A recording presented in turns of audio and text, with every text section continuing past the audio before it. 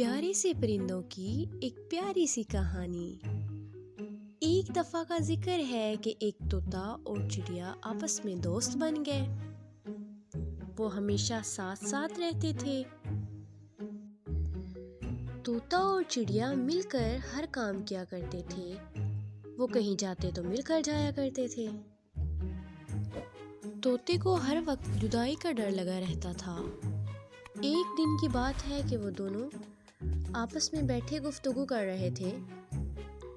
طوطے نے چڑیا سے کہا، تم مجھے چھوڑ کر اڑ تو نہ جاؤ گی کبھی؟ چڑیا بولی، میں اڑ گئی تو تم مجھے پکڑ لینا۔ طوطے نے کہا، میں اگر تمہیں نہ پکڑ سکا تو؟ طوطے میاں کی بات سن کر چڑیا کی آنکھوں میں آنسو آ گئے اور اس نے اپنے پنکھ توڑ دیے اور بولی، اب ہم ہمیشہ ساتھ رہیں گے۔ ایک دن بہت سخت آندھی اور طوفان آ گیا۔ چڑیا کے پنکھ توڑ دینے کی وجہ سے وہ اڑ نہیں سکتی تھی۔ چڑیا نے طوطے سے کہا، میں تو اڑ نہیں سکتی، تم اڑ جاؤ۔ طوطا یہ بول کر اڑ گیا، اچھا ٹھیک ہے، تم اپنا خیال رکھنا۔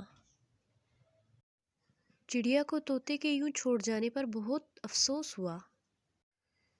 چڑیا کو بہت سخت صدمہ لگا اور وہ مر گئی۔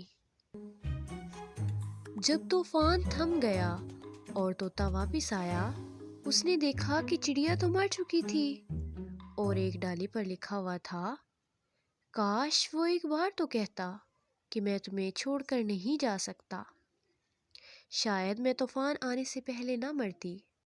طوطے کو اپنی غلطی کا احساس ہو گیا، لیکن اب کوئی فائدہ نہیں تھا۔